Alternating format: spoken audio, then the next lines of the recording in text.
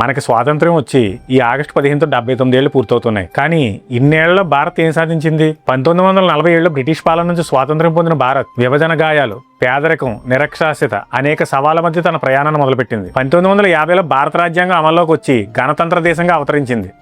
తరువాతి దశాబ్దాల్లో వ్యవసాయంలో స్వయం సమృద్ధి, విద్యా సంస్థలు, అంతరిక్ష పరిశోధన, అణుశక్తి, సాంకేతిక రంగం, ఇలా ఒక్కో రంగంలో భారత్ ముందుకు వచ్చింది. ఒకప్పుడు విదేశాల నుంచి ఆహారం కోసం ఎదురు చూసిన దేశం ఇప్పుడు అంతరిక్షంలో చంద్రుడి దక్షిణ ధ్రువ ప్రాంతం వరకు చేరింది. డిజిటల్ చెల్లింపుల నుంచి అంతరిక్ష ప్రయోగాల వరకు భారత్ ప్రపంచ వేదికపై తన స్థానాన్ని మరింత బలపరుచుకుంటోంది.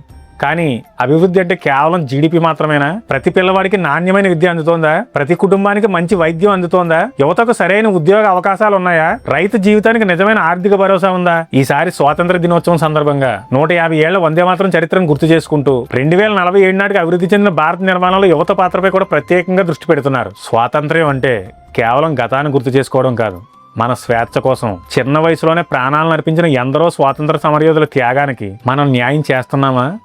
వారు కలలుగన్న స్వతంత్ర భారతం ఇదేనా? మనకు లభించిన స్వేచ్ఛను నిజంగా మనం అనుభవిస్తున్నామా? లేక ఇంకా సాధించాల్సింది చాలా ఉందా? 79 ఏళ్ల స్వాతంత్ర్యం సాధించింది కొంత, సాధించాల్సింది కొండంత.